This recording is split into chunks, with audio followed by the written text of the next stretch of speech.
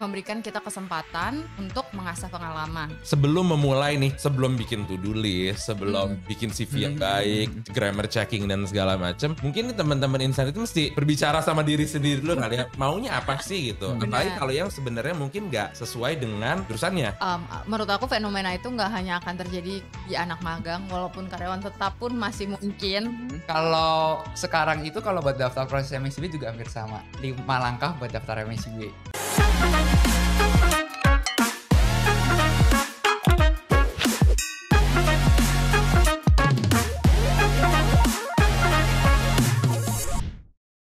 Halo teman-teman Insan Dikti, kita ketemu lagi bersama saya dengan Arsyad Budimansyah. Hari ini kita mau ngobrol-ngobrol lagi nih soal MSIB sama teman-teman nih udah ada dua teman saya, teman baik saya udah ada di studio. Hari ini kita mau ngobrol-ngobrol lagi seputar kegiatan magang dan studi independen bersertifikat Kampus Merdeka yang udah kita jalanin sampai gelombang keempat di tahun ini.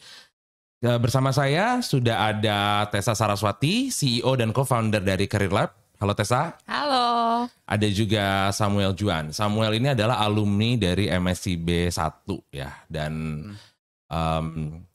terus masih suka bareng sama kita ya. Sampai sekarang 2 tahun kemudian. Apa kabar nih semuanya? Baik. Baik dong. Luar biasa. Oke. Sabar gimana? Baik Kak? Baik, Alhamdulillah. Jadi ya kayak tadi udah saya sampaikan, kita hari ini mau ngobrol-ngobrol mengenai apa sih MSIB, gimana sih MSIB itu, gimana caranya supaya kita bisa join di MSIB buat teman-teman Insan Dikti nih yang masih kuliah sekarang. Dari Tessa, dari sisi recruiter juga, dari sisi yang suka membantu anak-anak nih untuk mengembangkan karir ke depannya gimana sih, dan juga dari Sam sebagai alumni ya. Yes. Oke, mungkin kita langsung aja. Tessa silakan perkenalkan diri dulu. Oke, selamat siang Insan Dikti semuanya. Salam kenal, aku Tessa Saraswati, CEO dan co-founder dari Career Lab. Sebelum Career Lab, aku berkarir di Indonesia di konsultan manajemen, dan kemudian setelah menempuh S1 dan S2 di Yale University, tergerak gitu untuk membantu teman-teman yang ada di luar sana yang punya mimpi luar biasa besar. Aku sudah berkesempatan untuk mengenyam pendidikan di luar dan merasakan praktik-praktik baik yang dilakukan oleh kampus aku dulu. Dan aku ingin membantu teman-teman yang ada di sini untuk bisa mencapai mimpinya juga, mengakselerasi karir mereka, terutama lewat program-program bagus banget seperti Kampus Merdeka ini. Salam kenal semuanya. Jadi baik ya Tessa ya, bagi-bagi mimpi ke teman-teman semua ya, supaya bisa mewujudkan mimpinya bareng-bareng. Kita bantu juga. Bantu mewujudkan mimpi-mimpinya. Iya. Jadi bantu teman-teman Insan Dikti untuk ikut bermimpi kayak Tessa gitu ya. Yes. Oke, kalau Sam silakan. Halo Insan Dikti, kenalin nama aku Samuel Juan. Aku alumni MSIB ini untuk MSIB angkatan pertama, dan udah gitu aja. Jadi nanti hari ini saya mau bagi-bagi ya pengalaman. Iya, aku di sini paling nanti sedikit sharing-sharing aja sih gimana sih pengalaman aku waktu dulu di MSIB dan lain sebagainya kayak gitu. Oke, kalau boleh tahu dulu Sam kuliahnya jurusan apa? IT, aku kuliah jurusan IT, tapi mungkin aku sekarang lebih sukanya ke arah komunikasi ya. Nah, gimana bisa sampai ke arah komunikasi itu ya gara-gara dimurnikan nih, ceritanya itu dimurnikan sama program MSIB ini. Dan itu dari IT aku memang berkesempatan ya, ataupun pengen banget nih gimana sih caranya berkomunikasi dengan baik. Terus aku ikut MSIB ini dan ya puji Tuhan udah bisa sampai kayak gini sih sekarang. Jadi divalidasi lah ya. Iya. Akhirnya divalidasi dengan adanya MSIB ini. Mungkin buat teman-teman Insan Dikti yang belum terlalu akrab ya sama MSIB, saya mau jelasin sedikit aja nih tentang MSIB. MSIB adalah salah satu program inisiatif dari Kementerian Pendidikan dan Riset dan Teknologi yang memperbolehkan nih teman-teman mahasiswa semua di Indonesia untuk keluar kampus sebanyak 2 semester untuk mengikuti kegiatan magang. Itu bisa kegiatan magang dan studi independen. Ya, ada dua jenis gitu. Jadi tinggal dipilih mana yang sesuai dengan keinginannya. SKS-nya full bisa di Hingga 20 20 SKS ya, granted tuh dari tempat magang atau tempat studi independennya. Dan yang pasti pengalamannya bakal didapat lebih banget ya dari sekedar yang dipelajari di kampus gitu. Jadi combine lah ya dua-duanya gitu ya. Bisa dari pelajaran di kampus dan prakteknya langsung. Kalau sekarang saya mau ke Tessa dulu ya, mau nanya. Coba Tessa boleh cerita dulu nggak tentang Career Lab? Gimana, apa sih Career Lab tuh sebenarnya gitu? Boleh banget. Nah, sekarang nih teman-teman Insan Dikti di sini yang belum pernah ngeliat atau ngerasain layanannya Karir Lab ini ada hadir buat kamu. Yang pertama, kita itu adalah startup di Indonesia yang berfokus untuk membantu career management dari sisi kampus maupun mahasiswa. Nah, apa sih yang kita berikan? Kita saat ini bekerja sama dengan berbagai kampus di Indonesia untuk memberikan career management platform yang dimana di dalamnya teman-teman itu bisa ikut training, bikin resume, evaluasi resumenya mereka, dan kemudian juga daftar ke lowongan-lowongan kerja yang sudah menjadi mitra-mitranya Karir Lab. Jadi nggak ada lagi tuh kayak lowongan bodong atau nggak ada lagi pusing-pusing bikin resume pertama kali. Semuanya tuh ada guidance-nya dan dibantu sama Karir Lab. Nah, tapi terlepas dari itu semua, kalau kampus kamu belum berlangganan, kamu juga bisa akses layanan kita di www.karirlab.co. Di situ ada kelas-kelasnya juga. Saat ini kita sekarang lagi partner nih dengan MSIB, dengan Kampus Merdeka, supaya bisa bantu teman-teman untuk mengakses juga lowongan-lowongan kerja yang ada di MSIB, kemudian juga ikut kelas-kelas persiapan, nanti supaya nanti pas hari pertama magangnya tuh udah siap banget. Gak cuma jago interview, jago bikin resume, tapi udah jago bikin Excel, bikin PowerPoint. Jadi nanti ketemu bos, udah langsung pede banget. Oke, jadi ini kayak tos serba lah ya buat mahasiswa ya, kayak mau cari lowongan bisa, mau gratis lagi. bikin CV, gratis tuh. Tos serba masih bayar waktu di kasir. Jadi ini benar-benar one stop solution ya buat teman-teman mahasiswa gitu. Mungkin saya bukan mahasiswa lagi sekarang. Iya, saya sudah lagi. Alhamdulillah sudah lulus akhirnya. Baru lulus nih Sam soalnya. Jadi benar-benar klik, lihat semua ada di situ informasinya semua ya. Nah, kalau mungkin pengen nanya dulu ke Sam juga gitu ya. Kalau misalkan dulu nih waktu awal-awal mulai gitu, apakah udah sempat dengar nih ada kayak platform-platform? Mungkin kan di market banyak ya platform, nggak cuma Karir Lab gitu. Platform semacam Karir Lab ini yang dipakai nggak sih sama Sam dulu? Oke, kalau aku pribadi pakai ya pasti ya, karena kan kita kan mau bantu nih supaya nanti itu bikin CV-nya yang bagus tuh gimana, yang dilirik sama perusahaan tuh gimana, habis itu juga caranya untuk wawancara gimana sih, terus yang dibutuhin sama perusahaan-perusahaan itu tuh mahasiswa magang yang kayak gimana sebenarnya kayak gitu. Nah, aku benar-benar pakai banget buat berbagai macam platform ini, salah satunya juga Karir Lab itu sendiri. Aku dibantu banget nih sama Karir Lab itu bikin resumeku, bikin CV-ku dan lain sebagainya. Kurang lebih kayak gitu sih. Oke. Mungkin sekarang aku mau bahas sedikit mengenai lebih fokus ke MSIB gitu ya. Kita kan kalau ngomongin magang, sebenarnya magang tuh dari zaman dulu tuh udah ada gitu program magang. Ada yang memang program dari kampus, ada kantor yang memang membuka kita lagi butuh anak magang nih. Cuman mungkin substansinya beda-beda ya. Kalau dulu mungkin di otaknya kalau magang tuh ya oke ini ada anak kampus datang belum tentu kerja. Pasti banyak nggak ngapa-ngapain, ada banyak bengongnya. Karena mungkin dari teman-teman karyawan kantor juga bingung nih mau disuruh apa nih ini anak gitu ya. Nih kalau misalkan dari Karir Lab dulu deh, aku mau nanya ini ngelihatnya gimana sih kegiatan? Mungkin kita bahas MSIB ya. Kalau MSIB ini yang bikin MSIB ini jadi bener, oh nih oke banget nih program nih, gitu nolong banget magang tapi apa ya next level of magang gitu jadinya gitu. Ini kalau dari Karir Lab sebagai yang berkecimpung di pengembangan karir mahasiswa nih gimana sih ngelihatnya? Benar, thank you banget nih Mas Damar. Ini sekalian ngobrol sama Insan Dikti juga ya. Kalau misalnya kita lihat dari perspektif rekrutmen atau dari perspektif perusahaan gitu, dan mungkin ini sesuatu yang saya bisa share lebih banyak gitu. Kalau kita ngobrol misalnya nanti atau misal teman-teman pun punya pengalaman magang sebelumnya, perusahaan itu ini ada studinya juga 60% dari perusahaan yang ada di studi ini ketika disurvei mereka benar-benar mencari bahkan anak magang pun yang udah punya pengalaman sebelumnya. Ini studinya dari ProPublica. Jadi maksudnya nyari anak magang tapi untuk apply harus punya pengalaman. Benar, tapi pengalaman itu bisa terbuka macam-macam, Mas Damar. Bisa ada organisasi, bisa misalnya kamu volunteer, terus juga mungkin ada kerja sosial dan lain-lain. Gak harus pengalaman kerja beneran. Nah, implikasinya tuh apa? Yang pasti dengan pengetahuan ini penting banget jadinya untuk kita bisa mendapatkan pengalaman sebelumnya. Pengalaman sebelumnya ini tadi mungkin di awal kalau misalnya teman-teman di sini Insan Dikti ada yang masih tingkat 1, mungkin diawali dengan volunteer. Tadi kerja sosial, aktif di lingkungan, bahkan mungkin aktif di gereja, di masjid dan di tempat-tempat lainnya gitu. Nah, ketika kita udah punya pengalaman leadership yang mengasah kita cara kita berpikir dan teamwork gitu ya. Jadi tingkat 2, tingkat 3, tingkat 4 mulai apply ke magang dan kemudian setelah lulus udah enak nih kalau bikin resume tadi misalnya pengalamannya udah banyak. Oh, udah pernah magang di sini, udah pernah mimpin organisasi ini, udah pernah ngerjain project ABC dan udah ngerti gitu. Bahkan sesimpel oh kalau saya ngomong sama atasan saya seperti apa sih harusnya dibanding misalnya oh kalau saya ngomong sama sebaya saya atau misalnya sama pihak eksternal tuh seperti apa sih. Jadi benar-benar dengan adanya program seperti MSIB ini, tadi balik lagi ke pertanyaannya, memberikan kita kesempatan untuk mengasah pengalaman. Nah, di luar dari pengasah pengalamannya itu sendiri, kalau kita bayangin ini kan dikonversi ke SKS itu ya.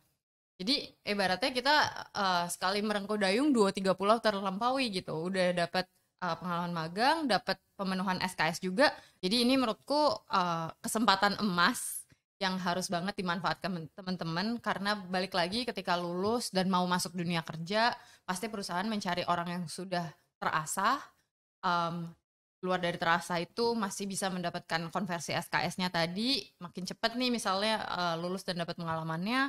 Itu penting ya, itu mesti di highlight karena kita juga sempat bahas gitu sebelumnya kita juga suka ngobrol-ngobrol, saya ngomong kayak kesempatannya. Kita baru lulus semua, kita semua pernah jadi fresh grad ya, kita semua pernah mulai di karir pertama gitu, kita baru lulus mau cari kerja, tapi kok dicari minimal pengalaman 1 tahun, minimal 2 tahun, 3 tahun gitu. Ini gimana kita kan fresh grad ya, lulus gimana jadi pengalamannya gitu. Sebenarnya mungkin kalau dari sisi rekruter, mungkin kalau dulu ya waktu saya masih baru lulus juga mikirnya kayak, aduh magangnya cuman nggak ngapa-ngapain gitu, nggak punya kegiatan yang signifikan banget related sama yang mau di-apply nih kantornya gitu. Sementara tuh padahal kesempatannya tuh gede banget ya. Di luar MSIB pun itu masih banyak banget yang kayak tadi Tessa bilang, mungkin aktif di kampus, ikut kegiatan apapun lah yang ada di kampus itu bisa menunjang banget ya. Nah, mungkin benar.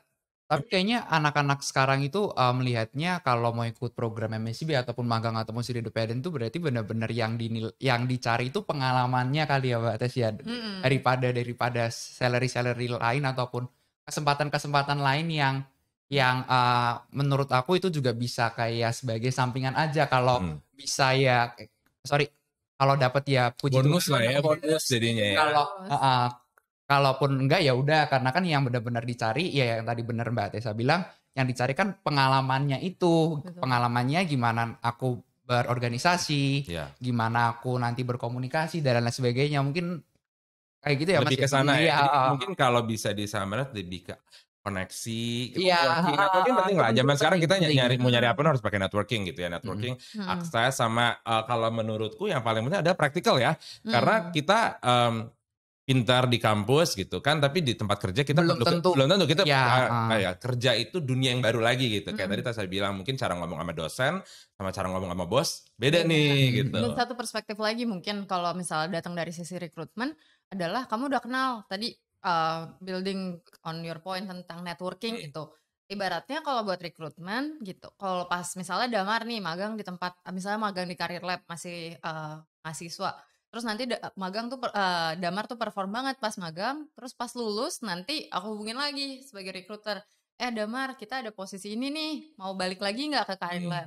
Jadi buat si mahasiswa juga ini ibaratnya udah kenalan, udah ada koneksi, buat si kantor, buat rekrutmen juga ini sebagai kesempatan untuk mengenal kandidatnya lebih dalam lagi. Dan ibaratnya buat saya, mendingan saya hire somebody yang udah pernah nih kerja sama saya lebih secara langsung, kelihatan cara kerjanya gimana, performanya gimana dibanding nyari lagi dari 1000 kandidat di luar sana, rekrutmen lagi dari awal. Iya. Udah tahu cara kerjanya, chemistry-nya udah dapat juga gitu. Dan dia pun sudah mengerti perusahaannya juga gitu kan. Dan perusahaannya juga daripada bingung-bingung kan ini mau nyari mahasiswa mana, terus juga mahasiswanya kan juga bingung kan ini aku mau ngelamar di mana karena masih fresh grade dan sebagainya. Mungkin tadi membangun koneksi itu menurutku suatu hal yang bisa didapetin dari MSIB ini, magang sama studi independennya. Punya golden ticket lah ya jadinya gitu. Nah mungkin kalau Sam sendiri nih, Sam kan mengalami nih kemarin ya gitu, menjadi salah satu di plotter pertama nih, plotter pertamanya MSIB gitu kan. Waktu kemarin nih ikut kegiatan MSIB ini, gimana nih? Sebelumnya pernah mengikuti kegiatan-kegiatan serupa nggak? Sebelum MSIB? Aku dulu itu pernah ngikutin kegiatan yang di dalam kampus aja sih kayak organisasi, kemudian volunteer dan lain sebagainya.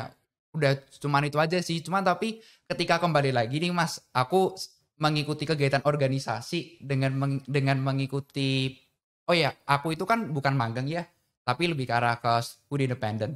Tapi memang di dalam studi independennya itu pun juga yang aku dapetin tuh lebih dari apa yang waktu aku lakukan di berbagai macam kegiatan kampus itu. Jadi kayak misalkan skill komunikasi, terus kemudian kayak, oh ternyata caranya untuk bekerja di sebuah perusahaan, flow-nya kayak gimana, harus hubungin siapa itu tuh benar-benar buka mindset aku sih kayak gitu. Oke, Dan jadi ribet banget sih jatuhnya. benar-benar kegiatannya sangat komprehensif ya. Jadinya Mhm, benar-benar kayak enggak, mungkin kalau kita tadi ngomongin studi independen kayak itu sebenarnya ada belajar gitu, tapi iya, enggak benar-benar cuman belajar aja gitu, mhm, karena belajarnya langsung di tempatnya gitu kan mhm gitu. mhm. Jadi mungkin kalau secara garis besar nih itu yang menjadi significant point-nya MSIB dengan magang pada umum. Mungkin SKS kali juga itu penting ya gitu, Iya iya, karena semuanya udah nggak perlu ribet nih konversi iya. lagi dari, Aku dulu waktu semester 5 cuman full ikut MSB aja. jadi nggak ada Jadi kuliahnya. nggak ada kuliah sama sekali dan itu bisa dikonversi hingga 20 SKS. Oke, nah sekarang kalau dari sisi mahasiswa nih ya gitu, eh, sebelum dan setelah ada MSIB gitu, dulu nih kalau sebelum ada MSIB gitu, kesulitan nggak sih cari kegiatan magang tuh? Kalau aku pribadi mungkin kan ada gini ya Mas Mbak ya, ada beberapa kampus yang memang mengharuskan ataupun mewajibkan nih mahasiswa-mahasiswanya itu untuk mengikuti magang di salah satu semesternya itu. Dan kalau dari sisi aku pribadi karena memang jatahnya memang waktu itu aku harus magang, tapi gara-gara MSIB ini jadi kan kesempatannya untuk kenal berbagai macam perusahaan itu lebih terbuka. Ya, Apalagi kan di platformnya Kampus Merdeka sudah ada banyak banget tuh perusahaan-perusahaannya. Waktu itu sudah ada sekitar 130-an lebih. lowongannya udah banyak Iya, ya. lowongannya udah banyak banget. Jadi cuma tinggal milih aja, bikin CV, diskusi sama dosen pembimbing, pilih-pilih, selesai tinggal klik, udah lamaran otomatis kekirim, nanti tinggal step-step belakangnya aja. Kayak wawancara, Hmm. technical test dan lain sebagainya, udah kayak gitu aja sih. Nah kalau misalkan kan Karir Lab sering ya ngobrol sama mahasiswa gitu dari sebelum ada MSIB juga. Apa sih sebenarnya mahasiswa tuh kesulitan nggak sih mencari kegiatan magang yang bisa menerima mereka, yang cocok sama mereka? Itu mereka menemukan obstacle-obstacle nggak sih pada saat mencarinya tuh sebenarnya? Benar. Karena itu kayak kalau misalnya dirasain, kita kita ngeliat dari dua sisi ya. Pertama, dari sisi teorinya nih, ada teorinya, terus juga ada juga dari sisi ketika kita udah tahu nih kita punya hipotesis gitu, ibaratnya kalau kita lagi survei, ngobrol-ngobrol sama mahasiswa, tervalidasi juga ketika kita ngobrol-ngobrol sama misalnya teman-teman insan dikti di luar sana nih, apa sih yang sebenarnya momok jadi dari mereka gitu. Kalau misalnya aku berangkat dari teorinya, ini tuh ada namanya psychological trap gitu. Oke. Nah, psychological trap-nya ini ketika kita lagi mau nyari magang gitu tuh ada beberapa. Yang pertama, dan ini juga aku observe terjadi gitu di banyak mahasiswa, mungkin nanti Sam juga Mhm. bisa sharing-sharing gitu. Yang pertama tuh ikutin arus, following the currents. Oke. Jadi misalnya nih, Ikutin trennya apa nih gitu ya? bener, ngikutin stereotipnya apa sih nih sekarang yang kayak dianggap sebagai pekerjaan yang sukses. Misalnya kalau zaman aku dulu banyak banget, mungkin karena aku juga backgroundnya ekonomi gitu ya. Misalnya banyak banget nih yang mau masuk ke MT-nya bank gitu. Ya. Atau misalnya MT-nya FMCG gitu. Dulu aku di Fakultas Ekonomi di Indonesia juga banyak banget yang mau masuk itu. Padahal mungkin belum tentu cocok, belum tentu suka apa di perbankan gitu. Termasuk aku juga, aku my first job, pekerjaan pertama aku dulu aku di MT di perbankan Oh gitu. sama dong. Iya kan? Sama karena pada saat itu kayak Keren banget masuk ya. bank aja deh. Iya. Karena banyak juga. Opportunity-nya gede gitu zaman dulu. Ya, tapi ternyata belum tentu cocok gitu, nggak buat semua orang Ya. gitu cocok. Mungkin cocok untuk orang-orang yang loyal, yang suka nih certainty jobnya gitu. Nah terus habis itu, nah ini balik lagi ke tadi, kalau kita ikutan arus, kadang-kadang terus jadinya ngerasa kayak kok nggak ada peluang-peluang yang cocok buat saya di luar sana gitu. Jadi Mhm. benar-benar udah masuk pun nanti keluar dalam setahun gitu. Misalnya baru lulus, baru setahun, terus keluar lagi. Jadi itu psychological trap yang pertama. Ngerasanya nggak kita ngikutin arus, tapi ternyata kita nggak cocok. Kita harusnya nemuin dulu apa sih yang sebenarnya kita suka, apa sih yang sebenarnya kita passionate dibanding cuman ngikutin teman-teman kita. Mungkin kalau sekarang banyak banget nih teman-teman kita atau public figure gitu yang jadi content creator misalnya. Terus semua orang sekarang jadinya pengen jadi content creator gitu. Misalnya pun magang di MSIB nyarinya intern yang buat content creator gitu.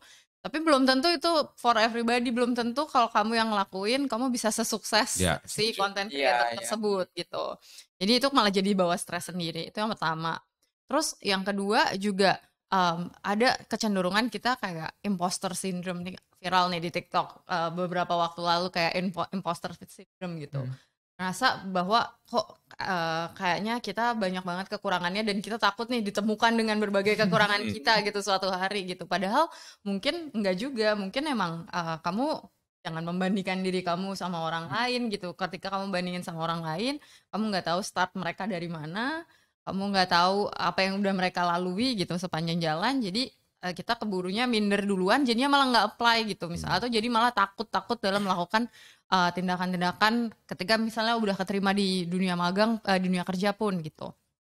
Yang kedua, terus yang ketiga itu kayak kadang-kadang kita malah udah merasa kayak imposter, makin takut lagi bahwa aku sering banget denger nih kalau lagi konsultasi karir gitu misalnya, ini namanya kalau teori psikologinya itu ostrich effect. Jadi kalau ostrich itu burung onta itu suka merendam kepalanya di dalam pasir. Nah, merendam kepalanya di dalam pasir, jadi kan kamu nggak tahu tuh apa yang terjadi di luar sana. Nah ini justru kayak teman-teman menunda, kayak mungkin gak bisa nih, saya harus healing dulu atau saya harus apa dulu gitu. Healing ke Bali ya. Benar-benar melakukan apa yang harusnya dilakukan, nggak mau mengetahui dulu karena ketakutan kita akan kegagalan atau ketakutan kita akan hal-hal yang lain, malah justru tapi jadi memperjauh diri kita dari kesempatan yang ada di luar sana. Nah ini secara teori seperti itu, tapi ketika kita ngobrol sama berbagai mahasiswa pun memang kenyataannya di lapangan juga begitu gitu. Jadi menurut aku sih ini fenomena yang menarik, bukan fenomena juga sih, tantangannya banyak, tapi pastinya dengan adanya program-program seperti ini bisa membantu gitu, mudah-mudahan jadi semakin dekat peluang magangnya, nggak perlu tanya ke kanan kiri apa sih opportunity yang ada di luar sana, tapi justru opportunity-nya udah ada di depan pintu gitu, tanpa mesti ngerasa ketakutan, tanpa mesti ngerasa harus ngikutin arus apa yang ada di luar sana. Jadi jatuhnya kayak sudah ada kesempatan banyak nih, tinggal mahasiswanya mau gerak atau enggak gitu berarti ya. Udah disuguhin nih di depan muka nih, tinggal dilihat gitu. Karena mungkin kalau kita ngomongin tadi Tessa sempat bilang mengenai tantangannya gitu ya. Tantangan pasti mungkin zaman kita sama ya Tessa gitu. Mungkin zaman kita sama zaman SM beda gitu. Tapi kan beda generasi ya. Tapi tantangan tuh kan ya, tantangan adalah tantangan gitu. Sebenarnya sama aja. Mungkin kapasitas manusianya zaman dulu sama sekarang juga beda nih. Mentalnya untuk ngadepinnya beda gitu. Jadi kalau mungkin tadi sih kalau aku nanggapnya ini kita harus mensugesti diri kita bahwa kita bisa gitu. Apalagi sekarang dengan akses informasinya sangat gampang banget ya. Instagram udah ada kegiatannya semuanya gitu. MSIB itu komplit semua detailnya ada di situ semua gitu. Nggak perlu satu-satu ngecekin ke perusahaannya lagi buka apa enggak gitu. Jadi ya mungkin tadi saya bilang ini balik lagi nih ke orangnya lagi nih gitu ya. Dan nanyain ke perusahaan satu-satu itu menurut aku wasting time atau Betul. ribet sih, karena kan kita belum tahu nih perusahaan itu buka lowongan atau enggak. Kan kalau di MSIB kan ya udah ini udah dibuka lowongannya, tinggal ini tinggal kamu silahkan pilih mana yang mau kamu memang mana yang kamu cocok ke minati kayak gitu. Belum kalau langsung dibalas. Dulu kan kalau kita kontak orangnya juga belum langsung dibalas ya kan gitu. Karena zaman dulu kan job portal juga tidak terlalu banyak ya. Job marketplace juga tidak terlalu banyak gitu. Benar-benar semuanya masih harus ke website masing-masing gitu. Dulu. Nah mungkin kayak kalau misalnya anaknya udah siap, udah mau segala macam, udah oke, udah cari informasi. Nah kita ini yang paling penting sebenarnya kan yang mau tuh banyak ya. Gitu. Lowongan 10 yang daftar 1.000 mungkin kali. Itu pasti. Ya kan, dari 1.000 itu kan yang pinter nggak cuma 1-2. Yang pinter itu banyak pasti kan. Yang nilainya 9, 9,1, 9,2 itu berjejer gitu. Nah ini mungkin dari sisi rekruter dulu gitu. Ini gimana sih supaya kita tuh bisa sebagai, ini teman-teman Insan Dikti juga yang denger tuh tahu gitu kayak gimana sih cara kita bisa merepresentasikan diri kita. Oke, kita ngirim email nih sebagai mahasiswa atau pelamar gitu, kayak ngirim email nama Arsyadam Berbudimansyah, sarjana ABCDE, pengalaman gini atau nama Tessa bla bla bla bla gitu. Gimana yang bisa bikin dari sisi recruiter kayak oke, mau manggil Damar deh buat interview. Itu kan udah satu poin menang dong untuk dipanggil interview kan, untuk ditandain deh email kita gitu. Lamaran kita kalau dari sisi recruiter dan dari sisi yang sering ngobrol sama mahasiswa, tipsnya gitu. Apa sih biasanya tuh? Sebenarnya ini menarik sih. Sebenarnya kayak ini applies to many parts of keseharian kita juga gitu. Yang pertama adalah ketika aku would like to think of this jadi kayak framework gitu. Jadi pertama tuh kalau di Career Lab ada framework namanya TTD, tulis, teliti, daftar gitu. Jadi waktu pas step pertama tuh tulis, waktu kita lagi persiapan melamar kerja ini kan banyak banget nih aplikasinya. Kalau misalnya MSIB itu kan ada resume, terus ada surat-surat yang harus dipersiapkan juga gitu kan. Dan kemudian itu semua bukan dokumen yang singkat dan gampang kalau misalnya kamu pertama kali baru mempersiapkan hal tersebut gitu. Nah, kalau saran aku dari awal itu kita udah bikin dulu semacam kayak tracker gitu. Kayak file Excel atau Google Sheet atau apapun yang teman-teman super seneng makanya, atau kadang bahkan sukanya pakai nulis tangan gitu di papan tulis gitu, bikin trackernya gitu, apa aja sih yang harus saya persiapkan, terus di masing-masing yang harus dipersiapkan itu kita tuliskan, misalnya buat CV, apa sih daftar pengalaman hidup kita, apa sih kegiatan-kegiatan yang kita pernah lakukan. Jadi misalnya kamu ke tingkat 3 tuh ya, most likely kamu tuh udah mengalami beberapa semester, mungkin banget kamu udah ikut beberapa kepanitiaan, mungkin banget kamu udah ikut beberapa organisasi, mungkin banget kamu udah jadi asdos atau apa, itu tulis semua kegiatan itu. Jadi kita tuh semacam punya reminder, oke, ini adalah daftar hal-hal yang harus aku kerjaan, ini adalah daftar hal-hal yang aku pernah kerjakan sebelumnya gitu. Nah, baru abis itu start kita bikin misalnya CV kita yang pertama gitu. Kenapa di list dulu? Jadi nanti ketika kita bikin CV, bikin resume, itu disesuaikan sama kebutuhan perusahaannya dari pengalaman kita yang ada. Nah, misalnya Samuel nih tertarik backgroundnya dari IT, tapi tertariknya ada 2, tertariknya sama IT, tertarik sama komunikasi gitu. Nggak mungkin pakai resume yang sebagai software engineer daftar ke communication. Itu kan nanti diketawain, ngapain ini anak backgroundnya ngomonginnya soal saya bisa language programming ABCDE, tapi yang ditanya apakah kamu udah pernah jadi content creator atau presentasi dan lain-lain, skill setnya yang dicari beda gitu. Nah, jadi ini penting banget untuk membuat resume yang sesuai dengan job description atau aplikasi pekerjaan yang kita pilih, karena nanti si recruiter akan melihat skill kamu berdasarkan itu. Dan by the way, walaupun nanti misalnya ada yang argue, oh ya ada 2 kubu nih yang mikir, oh resume harus ATS friendly, yes, karena banyak banget kalau perusahaan besar apalagi yang kalibernya ikut MSIB itu yang udah pakai ATS gitu. Tapi nanti ada juga yang bilang, oh enggak kok, enggak semua recruiter pakai ATS, banyak yang dilihat juga sama orang langsung. Yes, benar. Tapi kemudian nanti masuk ke poin kedua aku tentang teliti gitu. Bahwa kalaupun itu orang nanti yang lihat, kalau misalnya kamu banyak typo, banyak salahnya atau enggak relevan gitu, orangnya juga bakal next gitu. Males lah gak? Ini siapa sih gak jelas deh gitu ya. Next padahal bagus nih sebenarnya gitu kan. Baru nulis namanya udah salah. Aku sebagai orang yang udah interview puluhan atau bahkan ratusan orang, kalau misalnya ngeliat resume masuk antara nama sama emailnya dia aja udah nggak sama, misalnya udah ada typo-typo, aku udah kayak, lah ini baru paling atas. Gimana ke bawahnya lagi sih? Gimana ke bawahnya gitu kan. Jadi dan justru yang harus diingat juga adalah dibalik semua institusi, mungkin kayak Dikti, mungkin kayak misalnya Bank Indonesia atau misalnya CIM Niaga, BRI dan lain-lain yang jadi partnernya MSIB gitu. Itu semua manusia, walaupun mereka terlihatnya itu institusi, itu semua manusia. Dan manusia itu apa kelemahannya? Satu, itu kita tuh banyak sekali bias gitu. Nah, bias ini ada yang namanya bias yang kita sadari, ada yang unconscious, yang bias kita tidak sadari.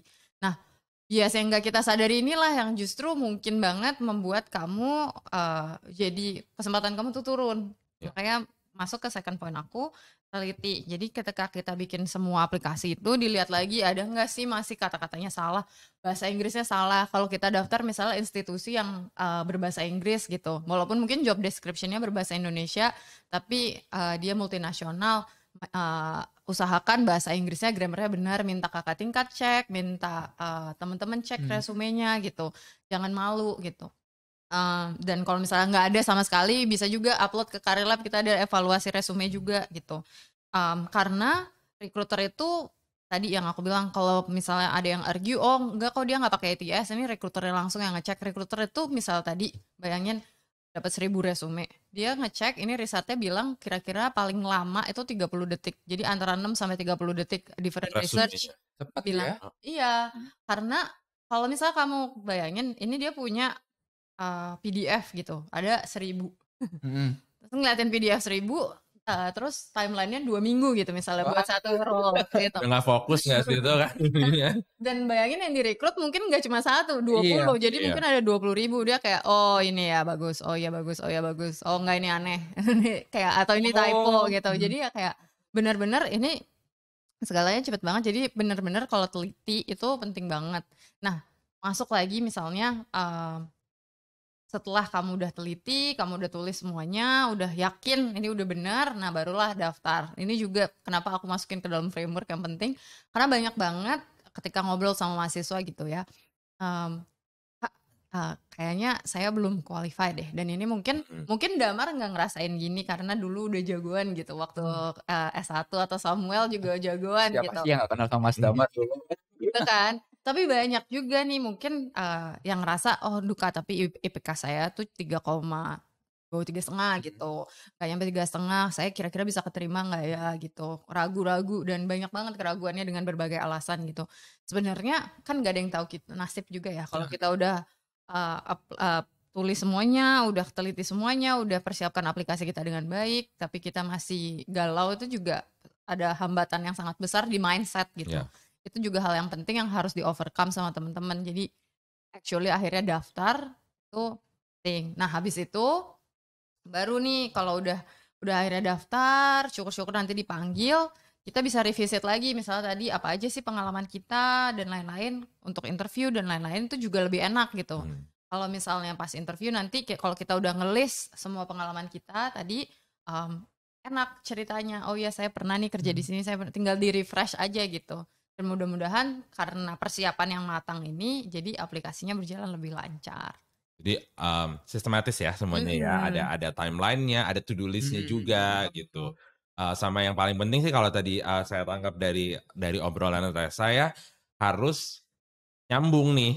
Apa ya kan, itu paling penting nomor satu, harus nyambung, harus eye catching ya kan. Eye catching dalam arti macam-macam ya. Misalnya kalau yang anak-anak desain kan CV-nya beda nih. Kalau anak desain portfolionya harus benar-benar menarik dibikinnya. Kalau kita yang ya kan, kalau kita bukan anak desain ya, jadi CV kita ya tulisan gitu. Itu benar-benar kayak perhatiin typonya gitu, bahasa Inggrisnya yang baik dan benar. Harus pakai bahasa Inggris atau bahasa Indonesia kah mengirimkan CV-nya gitu. Itu ngaruh banget berarti ya. Dan itu dulu juga aku ternyata sadar nggak sadar aku dulu juga nerapin kayak gitu Mas. Jadi waktu dulu sebelum mendaftar itu memang benar-benar harus dilihat dulu nih.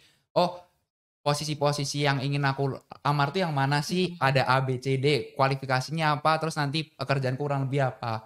Nah selanjutnya itu aku juga nulis ini biasanya. Oh, skill yang mau aku kembangin tuh apa, ataupun skill yang udah aku punya, ataupun yang mau aku cari apa. Dan kan karena ini kan juga berhubungan sama MSIB ya. Jadi kan aku juga harus cari nih, oh SKS ataupun mata kuliah yang bisa aku ambil tuh apa aja sih. Dan nanti di kolom terakhirnya tuh biasanya aku checklist tuh, oh apakah ini memenuhi, apakah ini benar-benar jadi mitra ataupun jadi posisi yang benar-benar aku cari banget atau enggak. Itu memang benar-benar harus dilihat terlebih dahulu. Habis itu baru nanti aku baru mikirin step-step belakangnya tuh. Kayak tadi nyiapin berkas, teknikal. Jadi memang kalau dari pengalaman aku itu yang pertama dilihat itu adalah niatnya dulu, mau atau enggaknya dulu, gitu kan. Kalau memang misalnya mau, semua jalan itu pasti gampang, enggak pasti kita langsung semangat kerjain, ujung-ujungnya juga ya nanti puji Tuhannya sampai ke tahap interview, Betul. kemudian sampai akhirnya juga bisa diterima, kayak gitu sih. Jadi memang benar-benar berpengaruh banget ataupun bisa jadi sedikit tips trik ini buat buat teman-teman semuanya juga kalau mau daftar MSIB itu kurang lebihnya kayak gitu. Jadi mungkin buat teman-teman Insan Dikti ya, yang nomor 1 itu harus niat dulu ya. Karena Iya. kalau udah niat tuh pasti kita akan dengan sungguh-sungguh dong menjalankannya Iya. kalau udah niat kan. Jadi dan ya adalah jalannya pasti nanti kalau udah niat. Sama tapi mungkin ini kali ya yang tadi Sam juga bilang gitu ya. Sempat nih mungkin buat teman-teman Insan Dikti yang baru masuk semester 5 kali ya. Ini kan untuk MSIB kan Iya. semester 5 ya baru. Ini Sekarang kalau S1 minimal semester 5. Ya, Jadi rumusnya D2 minimal semester 3, D3 semester 4, D4 atau S1 minimal semester 5. ya, tapi kan kita paling banyaknya S1 ya yang ikut kemarin. Campur sih ya. Campur. Menurut aku campur sih tetepan Campur, karena banyak juga perusahaan-perusahaan ini yang membuka lowongan nih buat teman-teman kita semua yang dari D2, D3 maupun D4. Jadi opportunity-nya itu gede banget. Jadi Gede buat banget. teman-teman Insan Dikti nih yang lagi S1, yang lagi D2, D2, D3, D4 itu banyak kok lowongannya. Itu benar-benar karena kita punya mitra tuh banyak banget yang join dengan berbagai macam bidang, dengan berbagai macam lowongannya, itu tinggal disesuaikan aja. Sama mungkin tadi nih ya, tadi menarik yang saya bilang gitu. Jadi sebelum memulai nih, sebelum bikin to-do list, sebelum bikin CV yang baik, grammar checking dan segala macam, mungkin nih teman-teman Insan itu mesti berbicara sama diri sendiri dulu kali ya, maunya apa sih gitu. Apalagi kalau yang sebenarnya mungkin nggak sesuai dengan jurusannya. Kan ada nih banyak jadi kayak gitu, kayak misalkan jurusannya hukum gitu. Aduh tapi suka banget nih bikin game gitu. Pengen deh. Ini salah satu opportunity saya nih untuk nyobain apakah bisa berkarir di gaming apa enggak gitu. Kebetulan kan memang 2 tahun terakhir ini banyak banget ya opportunity untuk IT nih di MSIP karena memang marketnya lagi besar. Jangan sampai juga yang ngambil game kayak tadi Tessa bilang cuman following the current aja nih. Sebenarnya dia nggak bisa-bisa banget gitu. Jadi nggak aduh kok nggak keterima ya ini di lowongannya ya nggak keterima, orang nggak nyambung gitu sebenarnya CV-nya. Jadi mungkin itu menurutku itu yang paling penting ya, kayak kita tarik nafas dulu nih, kayak oke, mau ngapain ya, pengen ngerjain apa ya gitu, baru bener-bener abis itu sesuai nih, kan kayak tadi saya bilang dirunut dulu nih dari awal segala macam. Dan bakal beda sih Mas Damar. Kalau misalnya kita ada niat sama yaitu willingness-nya besar, itu bakal beda outputnya antara misalnya dari sisi recruiter gitu, menginterview kandidat yang datang ke interview just for the sake of having the interview, karena dia lolos ya udahlah saya jalanin aja, nanti kita lihat aja nih keterima apa enggak, sama kandidat yang emang niat dan eager gitu, pengen gitu. Misalnya dia udah ngeriset websitenya dulu, terus dia udah nanya teman-temannya, dia udah nyobain misalnya ada produknya yang bisa dicoba gitu, kayak misalnya tadi game, ternyata dia udah pernah main gamenya gitu misalnya. Itu benar-benar akan berbeda dari sisi recruiter mewawancara kandidat yang seperti itu sama kandidat yang kayak mungkin datang ke interview aja mungkin telat, terus malas-malasan gitu dan nggak persiapan, nggak tahu tentang perusahaannya sama sekali. Itu yang akan benar-benar jadi pembeda. Itu penting ya berarti saya cari tahu dulu nih tentang perusahaannya. Kok diterima tapi ini perusahaan apa ya, jangan kayak gitu kan. Riset dulu sih. Riset gitu. Ya. Nah ini sekarang saya mau nanya Mas Sam nih ya. Mungkin lebih ke pada saat udah di dalam nih. Udah di kegiatan nih gitu nih. Waktu itu gimana sih Sam kalau boleh cerita? Day to day activity-nya tuh gimana gitu? Oke, kalau aku kan lebih ke studi independen. Lebih ke SI-nya ya ataupun studi itunya. Nah, waktu dulu aku di SI itu tuh bener-bener kayak belajar sih gitu. Karena kan memang SI itu kan kamu tuh nanti tuh akan diberikan pembelajaran yang mana kasus-kasusnya tuh benar-benar kasus nyata di perusahaan. Jadi lebih ke arah kayak gimana ya? Memang kita tuh kesannya belajar sendiri, tapi sadar nggak sadar hasil dari pekerjaan itu tuh berguna banget nih buat besok karir kita tuh mau kayak gimana. Nah, selain mau belajarin itu juga ada nih kayak kelas-kelas lainnya juga. Kayak misalkan kayak tadi cara bikin CV yang baik gimana, terus kemudian cara wawancara yang baik gimana, dan lain sebagainya. Jadi kayak juga ada kelas-kelas buat ngembangin diri sendiri sih. Kalau di pengalaman aku dulu kurang lebihnya kayak gitu. Oke, jadi belajar tapi belajar dengan case yang real. Iya. Case yang real dan sama orang-orang yang kan itu di Mentor, mentornya ada ya. mentor. Mentornya juga kasih study case-nya yang benar-benar bukan study case dibuat Iya, gitu ya. Yang udah ada gitu. mm. Jadi pengaplikasian langsung Iya, ya. kalau dulu tuh malah aku di final projectku adalah kita itu satu tim SI di perusahaan aku dulu, di tempat aku ikut ini dulu, SI dulu. Itu tuh bener-bener kayak case-nya adalah kamu di satu tim ini diminta buat ngembangin suatu website yang nantinya websitenya itu dipakai sama Perusahaannya. perusahaannya itu. Oh. Jadi memang bener-bener kayak langsung nyemplung gitu loh. Jadi SI ini juga kayak magang ya jatuhnya karena Iya. apa ya, magang bukan project. Jadi website yang dibikin itu benar-benar akan dipakai, bukan kalian Bener-bener. kerjain ini nih tugas kamu, bukan gitu ya. Iya. Tapi akan dipakai benar. Akan dipakai, cuman kan tapi memang dari proses setelah kita selesai sampai akan dipakai itu kan juga tetap bakal ada prosesnya lagi. Ya. Tapi at least kita itu sudah belajar nih gimana cara bangun fondasinya dari website itu sendiri kayak gitu loh. Jadi ini pilihan opsi yang menarik banget ya. Mungkin Insan Dikti teman-teman ada yang senengnya kerja, kan ada dua orang. Iya. Ada orang senang sekolah, ada orang senang kerja gitu ya. Ada kalau yang senangnya kerja pengen belajar langsung bisa ambil yang magang. Kalau yang pengen sukanya belajar tapi pengen nyoba dari berbeda dari yang saya di kampus bisa ngambil study independent karena dua-duanya ini sangat menunjang banget nih ya untuk karir ke depannya. Nah, sekarang saya mau nanya sama Tessa nih karena ini kita balik dari sisi mahasiswa nih. Kan pada saat magang, mungkin banyak ya teman-teman yang waktu ikut ke MSIB ini adalah magang pertamanya. Dia memang punya pengalaman, tapi sebelumnya mungkin aktif di senat kampus, aktif di organisasi keagamaan di luar kampus. Tapi kalau yang magang kerja nih bener-bener nih pertama kali gitu. Kan sama-sama masih polos ya semua gitu. Sama-sama nggak ngerti caranya bagaimana sih cara kerja ya. Mungkin pinter, tapi nggak ngerti cara sebasi sama kolega di kantor, bagaimana cara ngomong sama orang HR di kantor, itu nggak ngerti. Ini kalau misalkan dari sisi perusahaan deh gitu ya, ini adakah toleransi yang lebih untuk anak-anak magang gitu dibandingkan dengan anak-anak, misalkan umurnya sama gitu ya, ada dua anak berumur sama, satu adalah pegawai tetap, satu anak magang gitu. Tapi beda nih skill setnya dua-duanya gitu. Dari recruiter tuh ada ekspektasinya gimana sih? Mungkin aku nggak akan ngomong untuk ini semua perusahaan di industri gitu ya. Tapi yang aku observasi adalah kalau memang kamu magang, apalagi MSIB ini kan memang programnya jelas gitu ya, bahwa dia masih mahasiswa, bukan udah lulus tapi baru mulai magang gitu.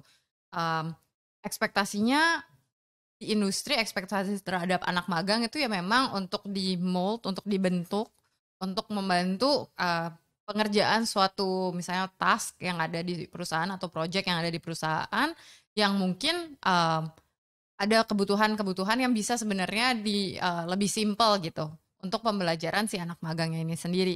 Misalnya kayak tadi punyanya studi independennya Samuel, mungkin itu website baru, mereka misalnya udah lama nih pengen bikin ini tapi belum ada nih resource internalnya untuk bikin website baru tersebut. Jadilah mungkin ada satu project manajernya yang saat ini mungkin karyawan tetap, terus habis itu dibantu oleh beberapa anak magang. Nah, tadi kalau misalnya aku yakin sih selama anak magangnya itu ketika datang ke kantor itu misalnya seperti sponge gitu, mau belajar hal baru, terbuka kalau misalnya diajarin, terbuka kalau di coach, terbuka kalau dikasih tahu, dia misalnya harus tanya ke Bapak A, harus tanya ke Ibu B, harus misalnya ada onboarding atau proses-proses lainnya gitu sebelum dia mulai magang atau sebelum atau ketika mereka lagi kerja. Menurut aku sih pasti dari sisi perusahaannya juga akan welcome gitu. Ya. Itu balik lagi ke attitude gitu kan.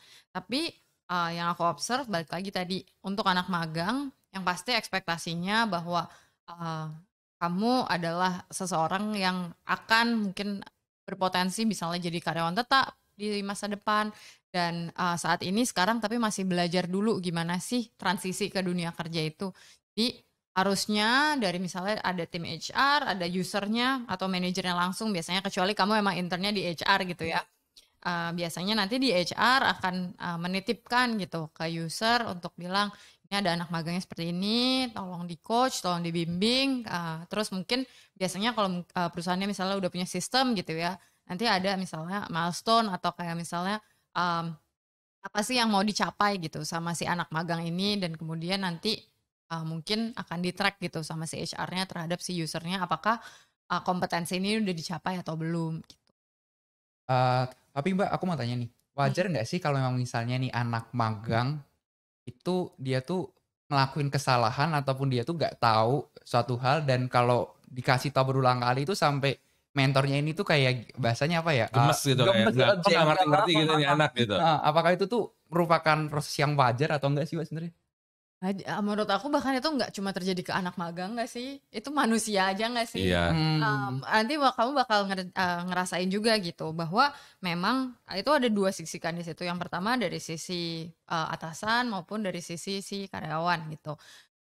Menurut aku fenomena itu nggak hanya akan terjadi di anak magang, walaupun karyawan tetap pun masih mungkin, dan itu nggak memandang usia juga gitu, nggak memandang kedewasaan atau senioritas juga. Cuman mungkin di sini yang harusnya gitu ya, yang mungkin bisa di take away dari proses ini dari teman-teman Insan Dikti adalah kalau misalnya masih nggak ngerti juga, kalau misalnya masih salah juga, benar-benar mungkin harus direfleksikan gitu.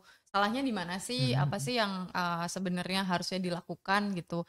Dan sampai mengulang kesalahan yang sama karena itu kan implikasinya panjang gitu. Orangnya nggak mau kerja lagi sama kamu kalau kamu nggak ngerti gimana cara ngerjainnya yang benar gitu. Tapi menurut aku fenomena itu wajar banget Wajar sih. banget. Itu manusiawi ya. Iya. Manusia memang tempatnya salah. Jadi nggak jadi yang penting nanya. Itu Betul. paling penting. Oh iya, iya. Yang salah Iya. itu kalau udah salah dikasih tahu ngotot terus nggak nanya salahnya di mana, terus habis itu jadi ngadu berantem Iya. malahan. Padahal salah nggak apa-apa asal Iya. kalau dibilangin salah, oh iya salah gitu. Iya. Dan atau kalau nggak tahu nanya. Karena mungkin kalau ini juga berlaku ada untuk study independent ya gitu Iya. kayak karena tadi kan kita sempat ngomong di awal ya gitu ikut MSIB nih buat teman-teman insentif ini golden ticket nih gitu karena kita punya koneksi gitu. Jadi kenapa kalau kita udah keterima mungkin ini ada sedikit do's and don'ts sekali ya yang bisa dibagi itu. Yang nomor satu kayak tadi saya bilang gitu. Tanya kalau nggak ngerti nanya pokoknya gitu. Jangan malu nanya, orang kita magang di sini lagi belajar, wajar aja dong kalau nanya gitu. Be part of the team pastinya gitu ya. Terus ya on time datangnya gitu. Namanya kalau aku ngeliatnya gini ya, mungkin kita kan magang belum tentu kita menetap di sana lama. Kita namu nih ke perusahaan gitu ya. Kita berlaku sebagai tamu yang baik dong di situ pastinya kan. Syukur-syukur jadi tamu tetap di situnya kan. Iya dong, udah lulus kan kalau misalnya kita cocok kenapa ini ada kesempatan buat jadi tamu untuk jadi permanen resident nih di sini gitu. Kenapa kita harus kasih kesan yang buruk gitu karena mungkin kayak kalau dari Sam nih kemarin gitu, dari pas tadi independen itu dari teman-teman satu batch atau mungkin dari Sam sendiri gitu. Ada nggak yang akhirnya benar-benar berkarir di bidang yang benar-benar sama seperti yang dipelajari kemarin? Oke. Kalau dari teman-teman aku dulu ya Mas, Mas ya. Jadi kalau dari teman-teman aku itu banyak banget nih. Jadi malah ada yang dia itu di semester akhir, terus dia langsung dapat kalau tadi bahasanya itu langsung dapat golden ticket ya. Langsung dapat golden ticket nih buat dia jadi pegawai tetapnya situ. Ada juga teman aku yang dia itu masih semester 5, tapi itu ditanya sama mentornya nih, kamu lulusnya kapan? Kalau nanti kamu lulus mau kerja di sini langsung aja kasih tahu aku ya, aku akan rekomendasiin kamu kok dan lain sebagainya. Nah, itu kan kalau posisinya di magangnya. Kalau di SI-nya ataupun di program aku, memang kita belajar, tapi di sana kan kembali lagi tadi ya, kita dapat koneksi, dapat relasi dan lain sebagainya. Itu malah teman aku itu ada yang dia ditawarin sama mentornya sendiri. Jadi mentornya sendiri tuh narik dia buat jadi pegawai tetap di perusahaan yang mentornya itu kerja. Oke, jadi ditariknya sama mentornya nih ya? Iya, bukan ditarik ya jatuhnya, kayak direkomendasiin. Ya. Direkomendasiin dan itu nggak cuman berlaku ke 1-2 orang, tapi aku sendiri yang lihat teman aku tuh bisa sampai 5-6 orang kayak gitu. Karena memang benar-benar menurut aku balik lagi relasi itu penting.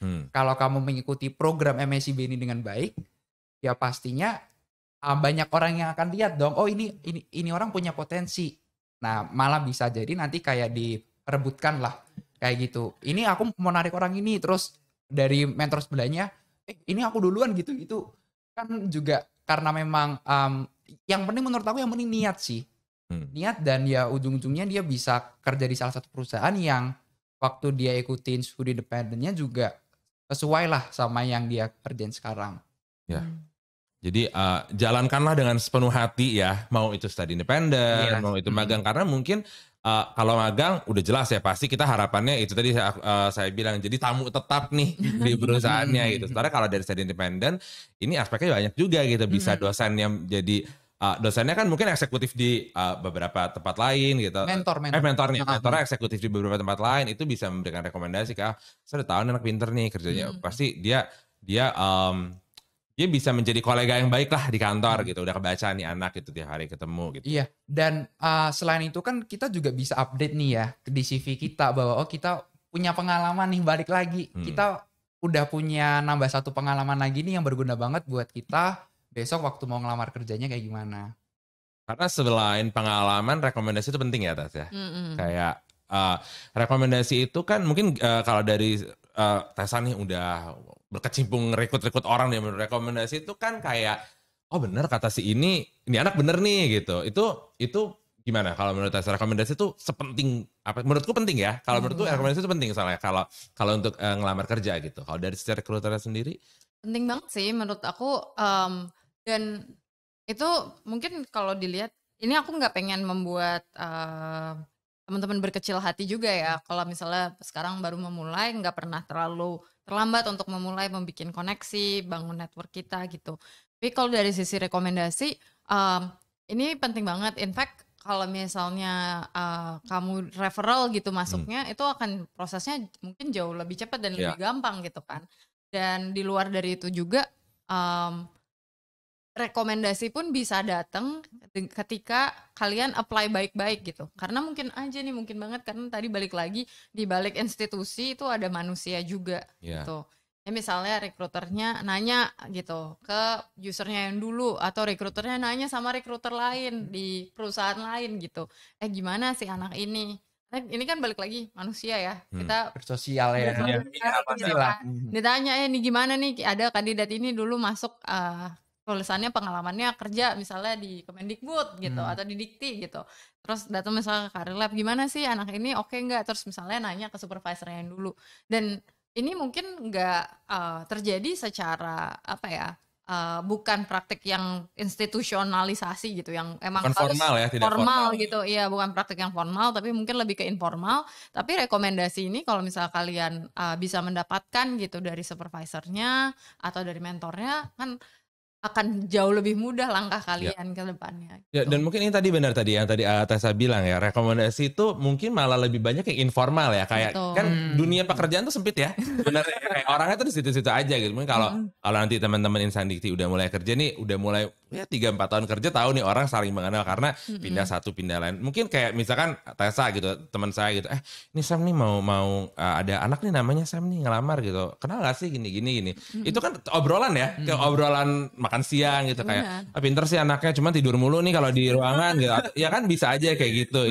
Itu kan rekomendasi secara informal, secara unconsciously itu jadi rekomendasi itu kayak dia kalau datang telat sih, tapi kerjanya bagus banget nih anak gitu. Jadi oke lah gitu. Oh yaudah deh, telat sejam 2 jam apa deh, tapi kerjanya beres. Itu kan itu dan menurut saya itu itu kesan kan. Sebenarnya kesan yang ditinggalkan anak tersebut pada orang-orang tertentu gitu, dan itu menjadi kan tadi Tessa bilang ya, di balik institusi itu ada orang. Nah itu akan didengerin tuh sama orang-orang itu, kayak ini kata si Tessa anaknya pinter banget sih mas, nilainya bagus, nggak apa-apa deh, suka tidur juga, kerjaannya benar gitu, beres gitu. Itu ngaruh banget sih sebenarnya ya kalau kayak gitu. Ada proses di balik layar ya berarti. Ada proses di balik layar yang sangat human touch banget itu tuh sebenarnya gitu ya, yang tidak formal tapi berpengaruh banget ya ke jenjang karirnya gitu ke depannya. Nah mungkin ini kita udah mau sesi terakhir nih. Sekarang mau nanya ke Career Lab sendiri. Mungkin tadi di awal udah sempat jelasin juga gitu ya. Nah kalau Career Lab sendiri nih visinya dan yang sudah dilakukan dan yang akan dilakukan untuk meningkatin kesempatan mahasiswa yang udah lulus ataupun yang belum lulus, yang mau ikut di MSIB atau yang mau udah lulus mau kerja beneran gitu. Ini dan tipsnya untuk anak-anak mungkin yang udah di MSIB kayak supaya aku pengen banget nih kerja di sini nih supaya jadi itu tadi ya tamu tetap itu apa aja sih Ya, sama ini? ya. Eh, mungkin dari sisi visi dulu ya, kita punya mimpi yang besar gitu, dan mimpi besarnya ini mungkin nggak bisa kita lakukan sendiri, makanya kita bermitra dengan MSIB dan mitra-mitra lainnya gitu, bahwa kita pingin menjadi yang paling depan, kita yang jadi yang memimpin dalam membangun standar pengembangan karir di Indonesia ataupun bahkan nanti mengglobal gitu, nggak cuman terbatas di Indonesia aja. Ya. Dan dengan visi yang besar ini juga tentu tadi implikasinya apa? Implikasinya kita punya berbagai lini layanan yang misalnya kita bekerja sama dengan kampus, bekerja sama dengan mitra perusahaan, dan juga membantu adik-adiknya secara langsung, Insandikti secara langsung yang bisa akses layanan kita gitu. Dan di sini mengetahui bahwa misi kita ini benar-benar ingin menjadi yang terdepan membangun standar karir, pengembangan karir di kancah dunia gitu kalau perlu.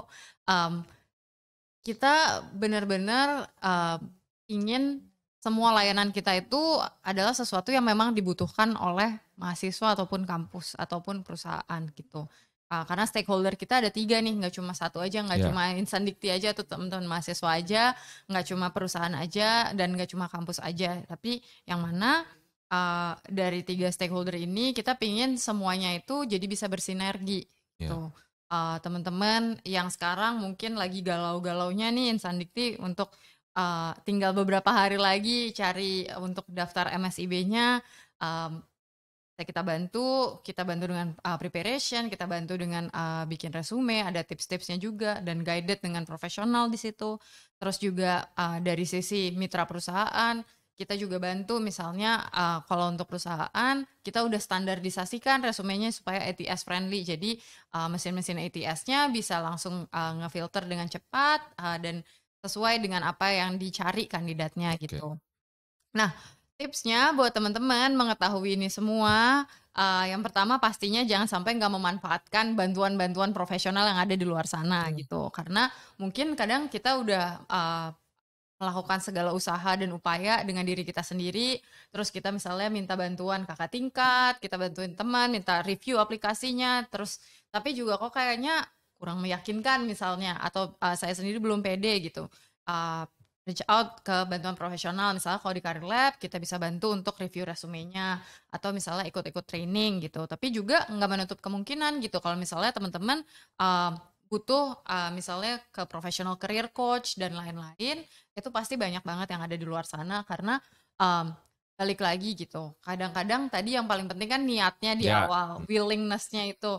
Kita kadang nggak tahu gitu, kita yang pengen tuh yang kita pengen tuh apa sih, dan yang kita bisa tuh apa sih. Mungkin menemukan hal itu butuh bantuan profesional juga gitu.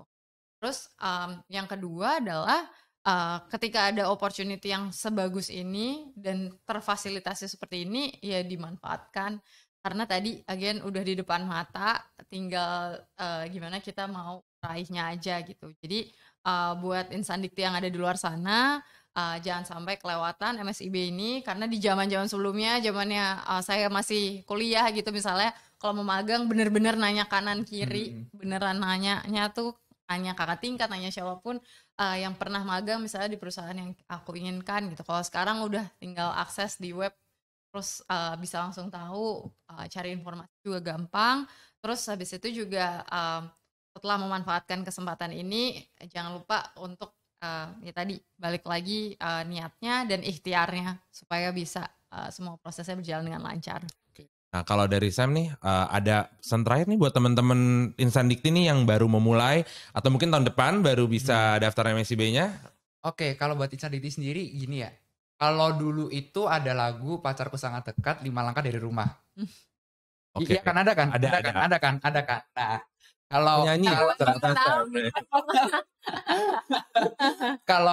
kalau sekarang itu kalau buat daftar proses MSIB juga hampir sama. 5 langkah buat daftar MSIB. Wow. Itu sangat singkat banget. Pertama teman-teman harus harus daftar terlebih dahulu nih akunnya di website kamusmerdeka.kemdikbud.go.id. Kemudian step yang kedua adalah teman-teman itu bisa nih buat berkonsultasi dulu ke dosen pembimbing akademik, dosen wali ataupun sebutannya apapun itu, diskusi mengenai rencana karir aku masa depan apa sih, kemudian apa aja sih SKS yang belum aku ambil, kira-kira kalau aku ambil di posisi ini cocok nggak ya dengan rencana karir masa depan aku. Kemudian step yang ketiga, itu persiapkan berbagai macam dokumen. Kan kalau MSIB itu ada SR, SPTJM, juga ada dokumen CV. Nah, buat template-nya SR, SPTJM ini teman-teman semuanya itu sudah ada di Instagramnya Magang Merdeka. Nah, buat CV itu sendiri kita bisa bikin CV-nya dengan mempertimbangkan berbagai macam hal ya, yang kayak tadi di-mention sama Kak Tessa, ada jangan typo dan lain sebagainya. Ataupun kalau kalian bingung juga bisa langsung datang nih ke websitenya Karir Lab ya. Nanti di sana juga pasti akan langsung dibantu. Kemudian step yang keempat adalah teman-teman itu memilih program ataupun posisi terbaik versinya Insan Dikti. Jadi gimana sih cara milihnya? Kembali lagi, skill yang ingin aku kembangkan apa, skill yang sudah aku punya apa, dan juga besok itu aku kira-kira mau jadi apa sih. Jadi kan dari sana kan bisa tahu tuh ya, oh kedepannya aku mau jadi misalnya mau jadi yang berkecimpung di bidang komunikasi. Nah, skill yang udah aku punya tuh misalnya apa? Oke, aku sudah bisa komunikasi secara langsung nih kayak tektokan gini. Cuman tapi yang mau aku kembangin tuh apa sih? Misalnya kayak jadi copywriter dan lain sebagainya. Itu kan juga perlu dipelajari terlebih dahulu nih.